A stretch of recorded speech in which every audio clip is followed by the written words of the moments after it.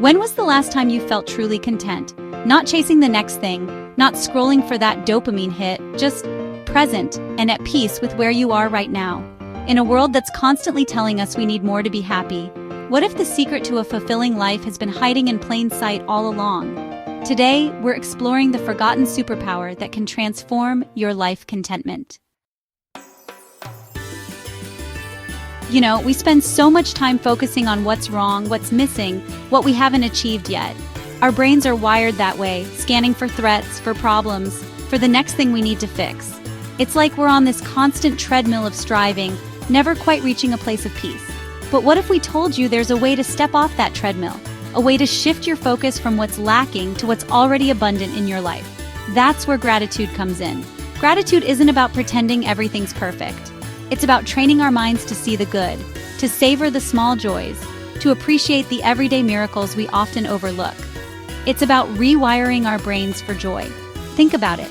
When you wake up in the morning, what's the first thing that comes to mind? Is it the long to-do list, the worries that kept you up last night, or the feeling of gratitude for simply being alive, for the warmth of your blankets, for the breath in your lungs? Here's a simple practice.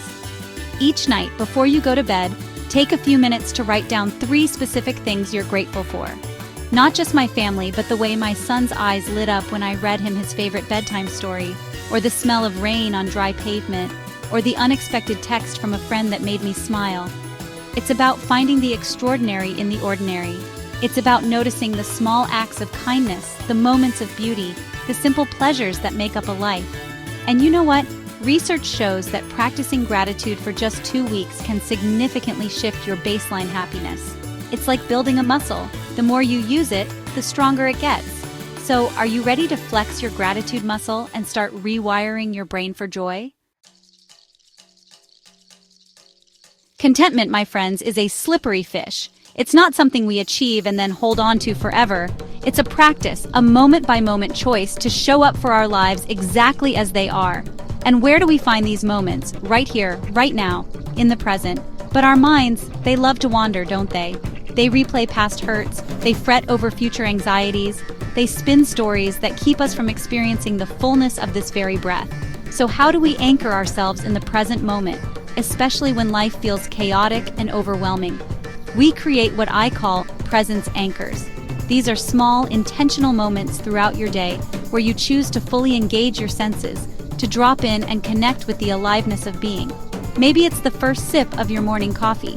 Instead of scrolling through your phone, you close your eyes, inhale the aroma, savor the warmth on your tongue. Maybe it's the feeling of water cascading over your skin in the shower, washing away the day's worries. Maybe it's the walk from your car to your office, feeling the ground beneath your feet, noticing the colors and sounds around you. These anchors aren't about clearing your mind completely. That's a tall order, even for seasoned meditators. It's about gently guiding your attention back to the present moment, over and over again. It's about finding small pockets of peace in the midst of the everyday chaos. What will you choose as your presence anchors? What are those small sensory experiences that can bring you back to yourself, to this moment, to the beauty of being alive? Chapter 3. We live in a culture that constantly tells us we're not enough. Not thin enough, not rich enough, not successful enough. It's a never-ending cycle of wanting more, striving for more, believing that happiness lies somewhere just beyond our grasp. But what if we challenge that belief? What if we dared to ask ourselves, what if I have enough? I invite you to do an enough inventory in different areas of your life. Grab a journal or a piece of paper and let's dive in. First, think about your material possessions. What do you have in your life right now that you once desperately wanted? That new phone, that cozy apartment, that dream job? Remember the longing, the yearning, the belief that once you had that thing, you would finally be happy. And how long did that feeling last? Now shift your focus to the intangible resources you have in abundance.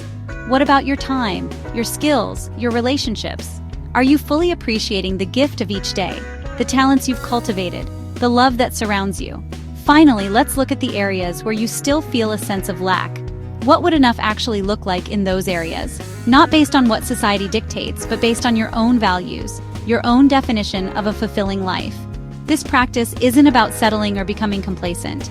It's about recognizing the abundance that already exists in your life and defining what enough truly means to you. It's about shifting your focus from what you lack to what you have, from what you want to what you cherish. Chapter 4. Have you ever stopped to consider why you feel discontent? Why that nagging feeling of not enough persists, even when you've achieved so much? Often it's because we're living out of alignment with our core values. We're chasing goals that society tells us are important, but deep down, they don't light us up. So let's get really clear on what truly matters to you. Not what should matter based on external expectations, but what makes your heart sing, what brings you a sense of purpose and fulfillment. Grab your journal again. This time, I want you to brainstorm a list of your core values. These are the guiding principles that shape your beliefs, your decisions, your actions. Maybe it's creativity, adventure, connection, learning, service, or something entirely different. Once you have your list, it's time to get honest with yourself. Take a look at your calendar, your bank statements, your daily routines. Do they reflect your values? Are you spending your time, energy, and resources in ways that align with what matters most to you? If not, don't despair. Awareness is the first step towards change. Start by identifying small shifts you can make to bring your life into greater alignment with your values. Maybe it's carving out more time for creative pursuits, saying no to commitments that drain your energy, or investing in experiences that bring you joy. Remember, aligning with your values isn't about perfection, it's about progress. It's about making choices that honor who you are at your core, even if those choices look different from what everyone else is doing. Chapter 5. We, as humans, are hardwired for connection. It's in our DNA, this deep-seated need to belong, to love, to be loved. And you know what? Science backs this up. The longest-running study on happiness, the Harvard Study of Adult Development, found that close relationships, more than money or fame or achievement, are the strongest predictors of a happy and fulfilling life. But here's the thing. Connection takes effort. It takes intentionality. It takes showing up for the people we love, not just when it's convenient, but especially when it's messy and complicated and real. So how do we cultivate deeper, more meaningful connections in a world that's constantly trying to distract us? Start by making regular, undistracted connection a non-negotiable part of your life. This might mean a weekly dinner with your family where phones are banned from the table. It might mean daily check-ins with your partner, really listening and being present with each other. It might mean joining a community group, volunteering your time, or simply reaching out to a friend you haven't spoken to in a while. It's about choosing connection over distraction, presence over busyness, vulnerability over perfection. It's about creating space in our lives for the people who matter most, for the relationships that nourish our souls and remind us of what truly matters. The path to contentment isn't about adding more to your life. It's about awakening to the value of what's already there. It's about choosing presence over distraction, appreciation over acquisition, and enough over endless.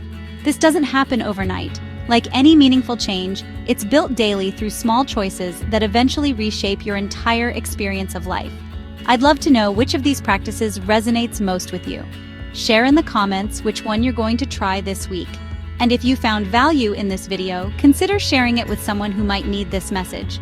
Sometimes the most important gift we can give each other is permission to be content exactly as we are, where we are.